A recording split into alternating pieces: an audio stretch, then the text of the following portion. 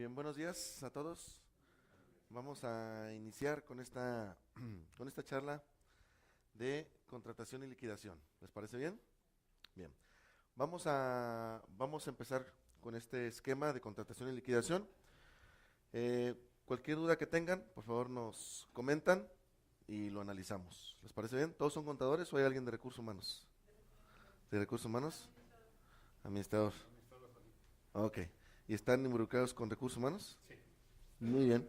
Entonces, vamos a platicar entonces sobre este esquema. Es una parte administrativa y también todo lo que es el tema de la liquidación. Entonces, está dividido en dos secciones. La primera parte es todo el esquema de contratación junto con sus contratos y después pasamos con tema de finiquitos y liquidaciones. ¿Sí? Bien. Vamos a empezar entonces. Como ustedes saben, aquí el protagonista de la película se llama el trabajador.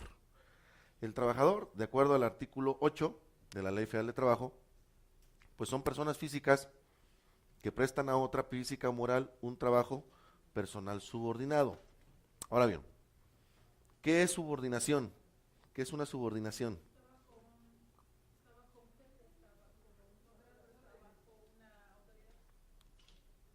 Ok, miren, partiendo de lo siguiente. Nosotros como patrón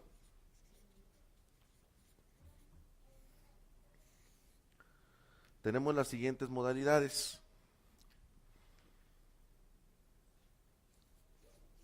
Tenemos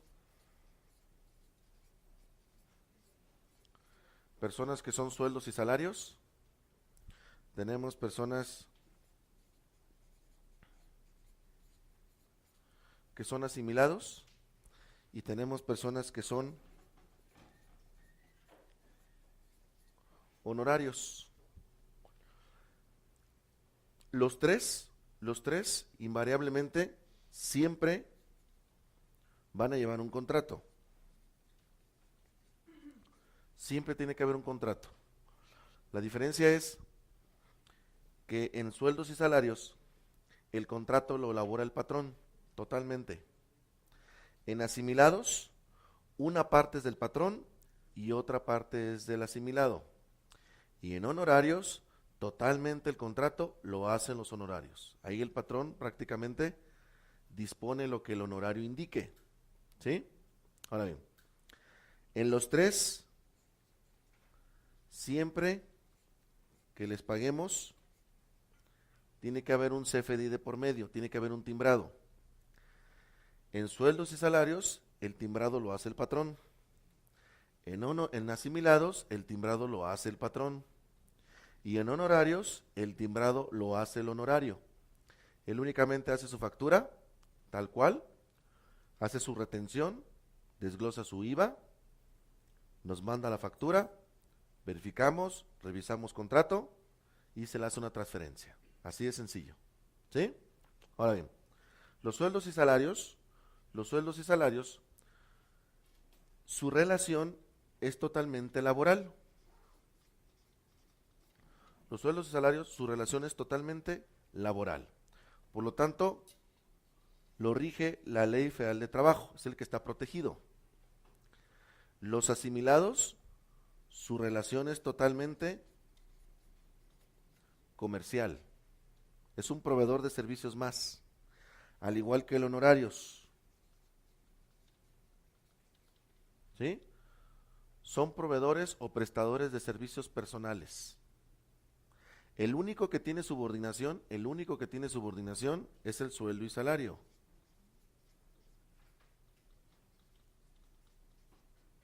¿Sí? Es el único que tiene subordinación directa. Los asimilados y los honorarios no tienen subordinación. Las condiciones de trabajo y las condiciones laborales las pactan entre ambas partes. ¿Queda claro? ¿Qué es lo que pactan? Pago, fecha de pago, actividad que van a desarrollar, dónde van a desarrollar el trabajo, con qué tipo de herramientas, tipo de contrato, mande, duración, horarios. Eso se negocia directamente en el asimilado y el honorario, lo negocia directamente con el patrón. Y el sueldo y salario no tiene ese punto de negociación, él no negocia nada. Lo que diga el patrón, prácticamente así es como va a trabajar en esas condiciones. ¿Sí? Recuerden que indistintamente siempre tiene que haber un contrato, siempre tiene que haber un contrato. Ojo, si por alguna revisión de una autoridad tenemos asimilados y el asimilado no tenemos el contrato, en automático el Seguro Social nos lo pasa a sueldos y salarios y hay que pagarle las cuotas. ¿Sí? Ok. El sueldo y salario trabaja bajo una retención de ISR, al igual que el asimilado.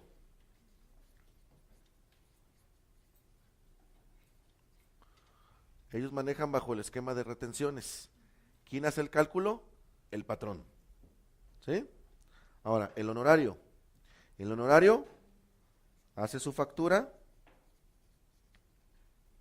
traslada IVA y él hace su propia retención de ISR. ¿Sí? ¿Dudas hasta el momento? ¿Dudas? ¿Dudas? Lo único que los une fiscalmente al sueldo y salario del asimilado es que prácticamente trabajan bajo el mismo esquema de retención fiscal. El mismo. ¿Sí? Ahora bien, el sueldo y salario es el que trae IMSS, es el que trae Infonavit y es el que trae todas las prestaciones de la Ley Federal de Trabajo.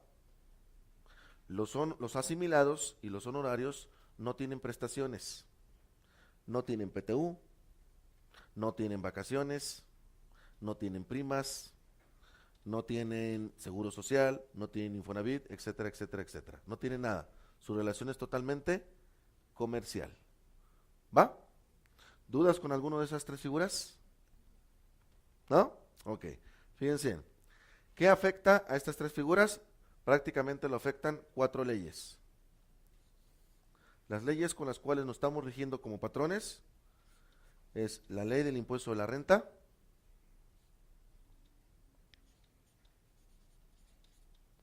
la ley del IMSS, Infonavit y la Ley Federal de Trabajo. ¿Sale? Al momento de contratar a estas personas, jugamos con esos 4 escenarios. Las 4 leyes interactúan de manera diferente con cada uno de ellos.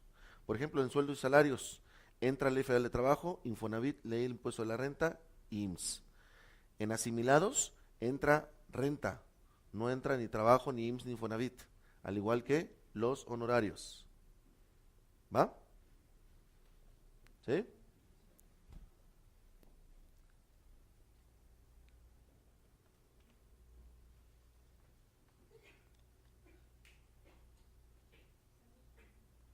Salud. Salud, salud. Bien. Siguiente, el trabajo. El trabajo pues es toda actividad humana, intelectual o material, independientemente del grado de preparación técnica requerido por cada profesión u oficio. ¿Sí? Recuerden que tenemos dos tipos de trabajadores. Fíjense, vamos a extraer a estos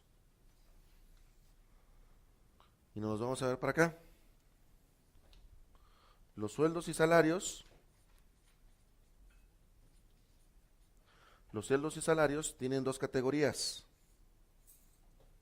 ¿Qué categorías son? Los trabajadores de confianza, ¿sí? Y todo lo que es la parte operativa. La Ley Federal de Trabajo en el 57, ¿qué nos dice? La Ley Federal de Trabajo en el 57 nos dice,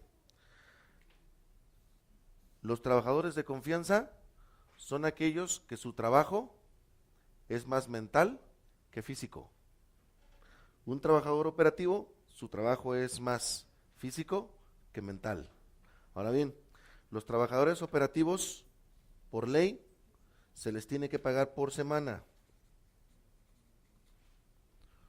Se les paga por semana. A los trabajadores de confianza se les puede pagar por catorcena, por quincena o inclusive por mes. Únicamente a los de confianza. Los operativos se les tiene que pagar invariablemente por semana, donde prácticamente su trabajo es manual, no requiere pues de algún tipo de capacitación especial y prácticamente es rutinario. Siempre se tiene que hacer exactamente lo mismo. ¿Dudas? ¿Dudas?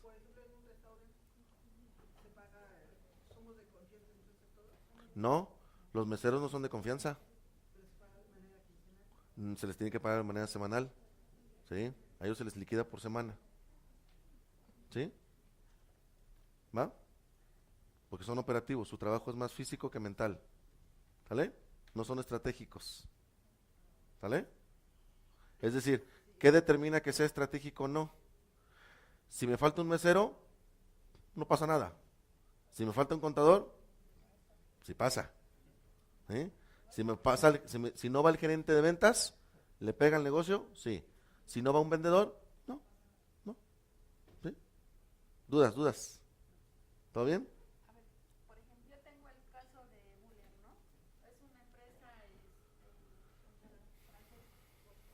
Francesa, ¿no? Ellos me exigen, la parte es operativa, ¿no? Tengo un cliente que es operativo porque es de limpieza, entonces ellos me exigen que yo les pague cada quincena. De hecho, yo ya les mostré el artículo y lo que Agustín mande, pero ellos insisten en que yo les pague quincenalmente. ¿Y cómo le puedo hacer? Pues muestra la ley y si no, que absorben el riesgo. Digo, a fin de cuentas nosotros somos los asesores, nosotros somos los contadores, no somos los dueños. ¿Queda claro? Nuestro deber es mostrarle, obviamente, los elementos de ley y decirle, esto se paga así. Ahora, ojo, si a mí el dueño me dice, yo quiero pagar así y me importa un cacahuate la ley, está bien. La empresa es de él y al momento de una revisión o al momento de una demanda, pues el que va a pagar las multas es él, no el contador. Pero sí es importante ratificárselo. ¿Sí? Vete al 57, 58 y 59 de la Ley Federal del Trabajo, esos tres. ¿Sí? Donde te hace esa distinción. ¿Sí? Ahora, claro, recuerden que en la parte laboral, pues obviamente podemos tener muchas diferencias. Si a veces en la parte fiscal las hay, pues obviamente también en la laboral. Ninguna empresa es perfecta. O nos fallan cosas laborales, o nos fallan cosas fiscales, o nos fallan cosas administrativas, pero siempre hay tornillos que ajustar, ¿no? Entonces, cuando de repente el dueño dice, ya, por fin, la empresa la tengo estable, y ándale, que empieza a haber demandas, etcétera, o sea, es normal, pero sí nuestro trabajo, pues, es hacerle saber al cliente, pues, que está cayendo en un default laboral. ¿Qué puede pasar? Que está expuesto a un riesgo, nada más. O sea, un trabajador de manera eventual puede decir, oye, a mí me estás pagando por semana, perdón, por quincena, y es por semana. ¿Sí? ¿Va? Sí, contador. En la mayoría de las empresas que manejamos, se manejan puestos de limpieza y choferes y vigilantes. ¿Sí? Pero son muy pocas personas. Uh-huh. A todos se les paga quincenal. Uh-huh. ¿Qué riesgo hay económico? Pues una multa. Pero ¿cuál es la cuantía o cómo? Pues lo que pasa es que generalmente los trabajadores lo que hacen es que te juntan otro default laboral y se viene un paquete ahí de demanda. O sea, el abogado le dice, oye, ¿cómo te pagan? O sea, fíjate, saliste mal con el trabajador, se pelearon con la empresa y trae otro tipo de circunstancias, por ejemplo, diferencias en horario, que no le pagabas una hora extra, lo hacías trabajar los sábados, alguna cosa así. ¿Qué es lo que va a hacer él? Él se va a regresar, se va a asesorar con un abogado y el abogado le va a decir, oye, otra cosa que me quieras contar, ¿cómo te pagaban? Ah, por quincena, no te tienen que pagar por semana, y entonces meten eso en la demanda. Entonces, se hacen más atenuantes en contra del patrón, ¿sí? Difícilmente un trabajador te va a demandar por un detallito de esos, pero sí te lo juntan con otros más, ¿sí? Claro, se hace más grande el default, ¿sí? ¿Va? Entonces, en porcentaje, aunque tenga 4 trabajadores de este tipo y 96 de confianza, de todos modos les tengo que pagar. Tienes que hacer una nómina por semana. Sí, se tiene que hacer una nómina por semana y tus administrativos juegan por quincena o por mes o por catorcenas. Eso sí, como los trabajadores de confianza tienen un carácter discrecional, los trabajadores de confianza tú lo puedes manejar con ellos directamente. Los trabajadores operativos no. Ellos no tienen grado discrecional. Ellos lo que marca la ley, así prácticamente hay que tratarlos. ¿Sí? Manda, licenciada. ¿Hay alguna anotación en el contrato que se debe de tener muy presente con este tipo de trabajadores? Más que nada, cuando le armas el contrato tiene que indicar qué tipo de puesto es, que corresponde a un sueldo y salario y que corresponde a un área operativa o un área administrativa. Y de ahí obviamente marcas horarios y marcas obviamente fechas de pago. Si observas hay unas cláusulas donde dice, o hay una cláusula donde dice, se te pagará los días, ¿no? 14 de cada mes, 15 de cada mes, o inclusive se hace la observación o la anotación por semana, ¿sí? Ahora, ¿un administrativo le puedes pagar por semana? Sí, un administrativo le puedes pagar por semana, ¿no? No hay ningún problema. Es que tenemos muchas empresas donde a veces son circunstancias diferentes. A veces hay 100 obreros y 5 administrativos. O hay otras donde son más administrativos que la parte operativa. Eso nada más hay que medirlo, ¿sí? Pero obviamente nada más hay que respetar el tema de ley, porque esta gente de sueldos y salarios, en la parte operativa, pues literalmente la ley se tiene que aplicar a rajatabla porque es lo que más protege la ley. La ley también protege a los de confianza, pero el tema es un poco más discrecional con ellos. Ahorita vamos a platicar sobre eso. Fíjense, los trabajadores de confianza son aquellos trabajadores que tienen un horario de entrada, más no de salida. Es únicamente una referencia. O sea, el horario de salida es únicamente un punto de referencia, pero no significa que estrictamente tienen que salir a esa hora. Ojo, los trabajadores de confianza no van por un tiempo, van por un objetivo. ¿Queda claro? Es muy importante aclararlo. Ellos no van por tiempos, van por objetivos. ¿Sí? Los trabajadores de confianza tienen tareas. La intención de la ley es que el trabajador de confianza es la mano derecha de un patrón. ¿Un trabajador de confianza puede viajar? Sí. ¿Puede salir, por ejemplo, tiene acceso a información confidencial? Sí. Por ejemplo, estados de cuenta del patrón, contratos del patrón, ver clientes, ver proveedores y obrar en nombre del patrón. Pueden viaticar, pueden viajar y también tienen derechos que no están en su contrato, pero que sí son discrecionales por parte del patrón al trabajador. Por ejemplo, permisos, uso de un automóvil, teléfonos celulares, ¿sí? Claro, algún tipo de horario especial, algún tipo de concesión. Por ejemplo, generalmente los de confianza tienen derecho a seleccionar, por ejemplo, sus vacaciones. Y muchas veces, en muchas empresas, el patrón selecciona las vacaciones, ¿no? Es que en esta semana no puedes salir, pero te propongo el siguiente mes. Eso generalmente pasa como la parte operativa, no con los de confianza. O así tendría que ser, ¿sí? O así tendría que ser. Los trabajadores operativos, ¿quiénes son? Tienen un horario de entrada y tienen exactamente un horario de salida. No puedes tenerlos un minuto más. Si quieres tenerlo más tiempo, necesitas pagarles horas extras. Los de confianza no tienen horas extras, queda claro, porque ellos van por objetivos. Los trabajadores operativos no tienen acceso a información privilegiada del cliente. No pueden andar en áreas que no les corresponde. Únicamente tienen accesos bien definidos. Tienen funciones bien definidas.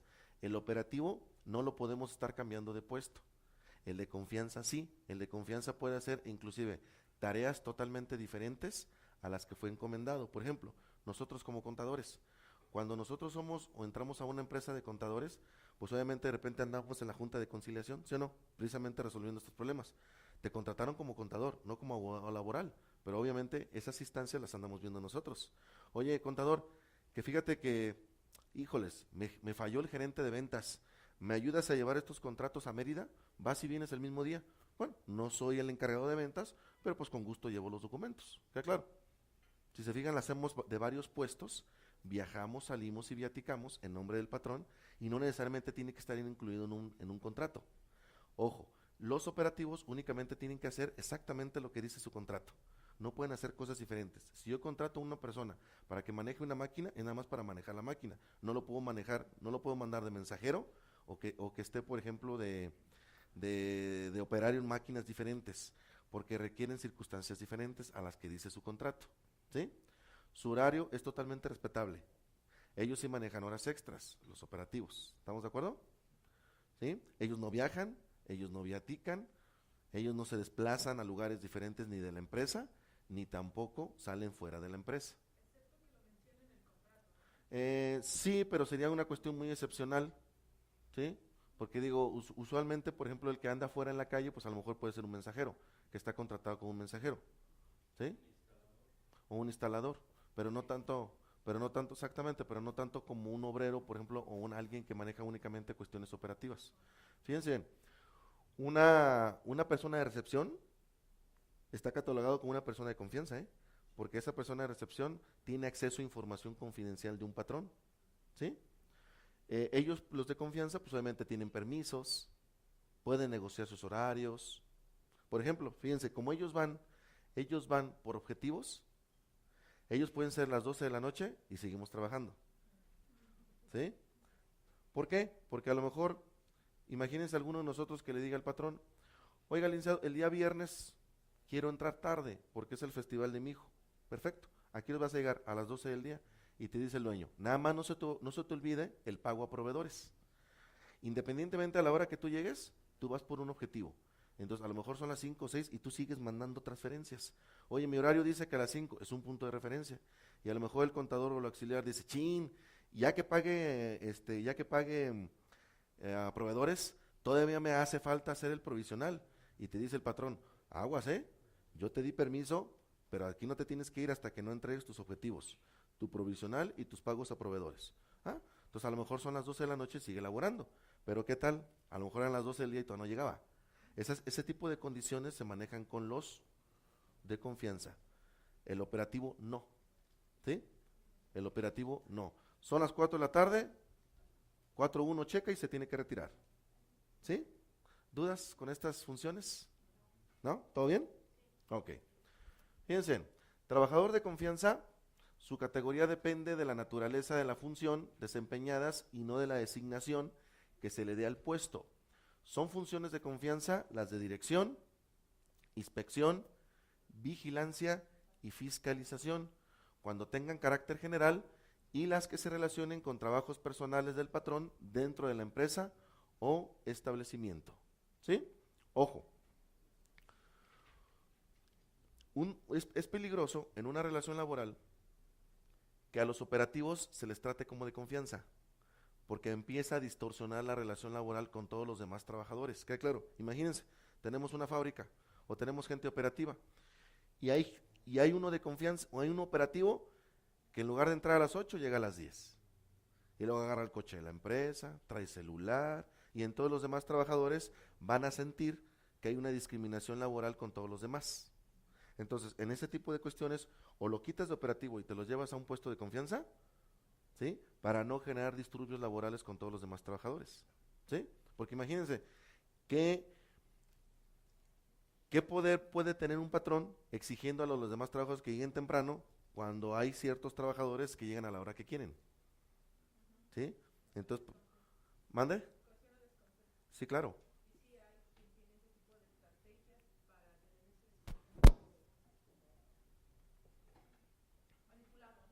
Sí, pero no debe de ser, porque obviamente altera la relación con tu plantilla, la relación laboral, ¿sí? Bien, un patrón es la persona física o moral que utiliza los servicios de uno o de varios trabajadores.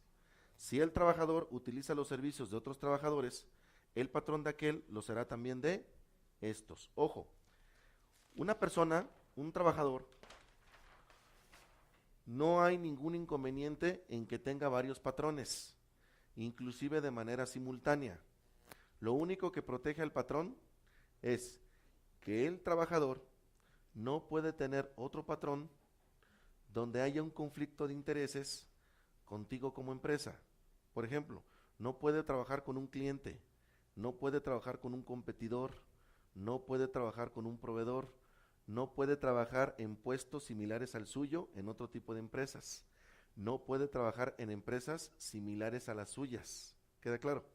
Pero por ejemplo, si nosotros somos contadores y el fin de semana, por ejemplo, somos asesores de un restaurante, pero entre semana trabaja en una fábrica de zapatos, pues no tiene nada que ver, ¿queda claro?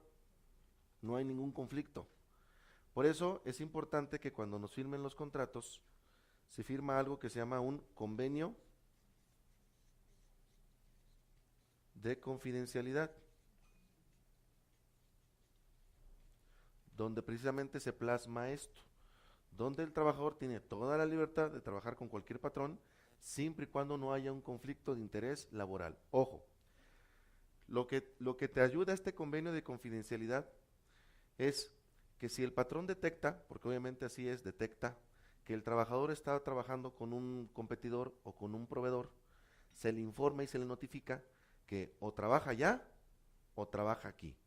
Generalmente se les da un periodo de 15 a 20 días para que lo piensen, y si el trabajador reincide y sigue trabajando allá o no quiere renunciar acá, pues obviamente yo puedo rescindirle el contrato, porque hay un conflicto de interés. ¿Sí?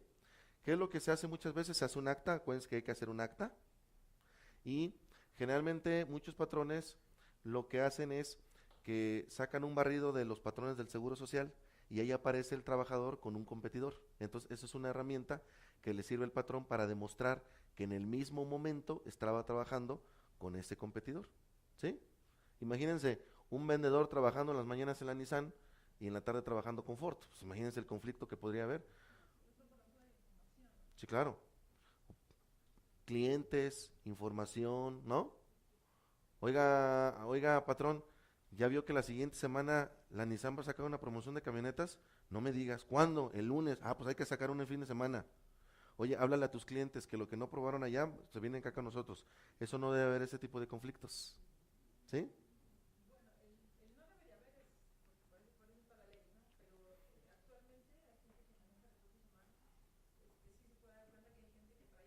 proyecto bajo el brazo y dice que contrate y me lo va a ir pasando, y sobre todo para empresas de nueva creación o muy jóvenes en el mercado laboral.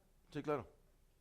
A fin de cuentas, estos por lo menos son herramientas para poderte defender de que algún trabajo. Ahora, ojo, te deslinda del tema de la relación laboral. El tema de una demanda por tema de fuga de datos ya es otra historia. Es algo que se lleva ya por separado. ¿Sí? Hay muchos patrones que, por ejemplo, demandan por abusos de confianza, etcétera, etcétera. Pero ya no ya es un tema extra. ¿Sí? Por lo menos aquí lo que te protege es a rescindirle el contrato.